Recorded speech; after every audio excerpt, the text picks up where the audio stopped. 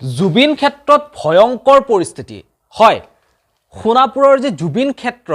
সেই জুবিন ক্ষেত্ৰত এনেকুৱা ভয়ংকৰ পৰিস্থিতি সৃষ্টি হৈছে বৰ্তমান এক সময়খিনিত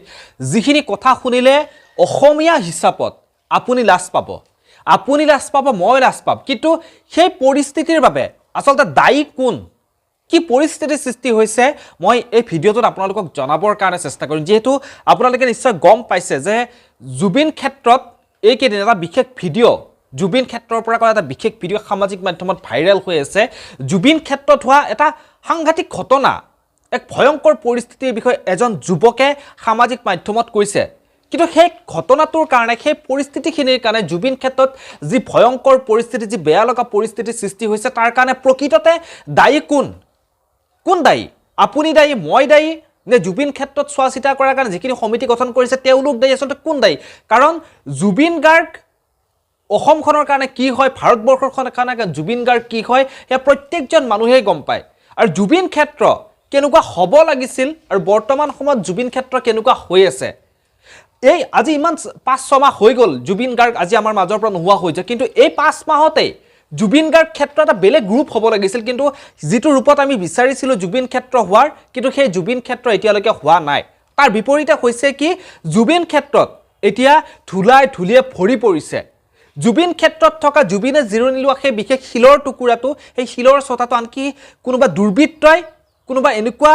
মানে ক'বলৈ ভাষা নাই আৰু কিছু মানুহে সেই জুবিন গাৰ্গে জিৰণি লোৱা শিলৰ ছটাটো ভাঙি পেলাইছে কাৰণ সেই শিলৰ ছটাটোৰ কাষত গৈ মানুহে ধূপ চাকি জ্বলাইছিল এনেকুৱা নিকৃষ্ট মানুহৰ চিন্তা সোমাই আছে জুবিন গাৰ্গৰ ওপৰত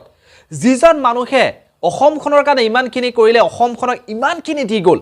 তেওঁ জীয়াই থকাৰ সময়খিনি প্ৰতিটো সময়তে অসমখনৰ কাৰণে চিন্তা কৰিলে সাংস্কৃতিক জগতখনৰ কাৰণে চিন্তা কৰিলে ছবিসমূহৰ কাৰণে চিন্তা কৰিলে সকলোবোৰ দি তেওঁ হঠাৎ আমাৰ মাজৰ পৰা বিদায় লয় আৰু সেই মানুহজনৰ কাৰণে সেই মানুহজনৰ যি এতিয়া ক্ষেত্ৰত সেই ক্ষেত্ৰখন সুন্দৰকৈ শুৱনিকৈ বনাবৰ কাৰণে এতিয়া মানুহৰ সময় নোহোৱা হৈ পৰিছে ধুলিৰে ভৰি পৰিছে আৰু যেতিয়া বাহিৰৰ মানুহ আহে যেতিয়া বাহিৰৰ মানুহ আহি কিনে জুবিন ক্ষেত্ৰ চাব বিচাৰে যেতিয়া জুবিন ক্ষেত্ৰত গৈ সেই ধুলিয়ে ভৰি থকা সেই পৰিৱেশ দেখা পোৱা যায় তেতিয়াহ'লে আমাৰ অসমীয়াসকলে লাজ পায় আমি অসমীয়াসকল প্ৰত্যেকজনে লাজ পাওঁ সেই কেব চালকজনৰ লগতো সেই ঘটনাটোৱে হৈছে তেওঁ কলকাতাৰ মানুহ এজনক লৈ আহিছিল তেওঁৰ গাড়ীত আদি যেতিয়া দেখুৱালে জুবিন ক্ষেত্ৰত তেতিয়া সেই কলকাতাৰ মানুহজনে কৈছে জুবিন ক্ষেত্ৰত নহয় কেৱল ধুলি আৰু ধুলি তেতিয়া সেই কেব চালকজনে লাজ পাইছিল আৰু লাজ পাই এই কথাখিনিকে কৈছিল গতিকে চৰকাৰে এই বিষয়ত গুৰুত্ব দিয়া খুব বেছিকৈ দৰকাৰ আছে এতিয়া ইলেকশ্যন সকলে ইলেকশ্যনৰ নামতে কাৰণ জুবিন গাৰ্গৰ ওপৰত এতিয়া মাতমতা মানুহ নোহোৱা হৈ পৰিছে লাহে যেন জাষ্টিছ ফৰ জুবিন কোৱা মানুহ সংখ্যা কমি গৈছে জুবিন গাৰ্গৰ ন্যায় পক্ষত মাতমতা মানুহৰ সংখ্যা যেন লাহে সীমিত হৈ যাব ধৰিছে আমি সকলোৱে লক্ষ্য কৰিছোঁ এতিয়া সকলোৱে যেন গৌৰৱ গগৈ হিন্দুস্তানী নে গৌৰৱ গগৈ পাকিস্তানী এই কথাবোৰতহে বৰ্তমান সময়ত লাগি আছে গতিকে আমি এটাই বিচাৰোঁ ৰাজনীতি সেইবোৰ হৈ থাকিব ইলেকশ্যন সেইবোৰ হৈ থাকিব কিন্তু জুবিন ক্ষেত্ৰখন সুন্দৰকৈ সজোৱাটো আমি প্ৰত্যেকজনে বিচাৰোঁ জুবিন ক্ষেত্ৰ সুন্দৰ হৈ থাকক জুবিন ক্ষেত্ৰলৈ যিসকল মানুহ আহে তেওঁলোকে অন্তত জুবিন গাৰ্গে যিখিনি কৰি গৈছে যিখিনি মানুহে জুবিন গাৰ্গৰ বিষয়ে নাজানে বাহিৰৰ মানুহে সেই মানুহখিনি আহি জুবিন ক্ষেত্ৰত আহি অন্তত উপলব্ধি কৰক আচলতে জুবিন গাৰ্গ কোন হয় জুবিন গাৰ্গ কোন আছিল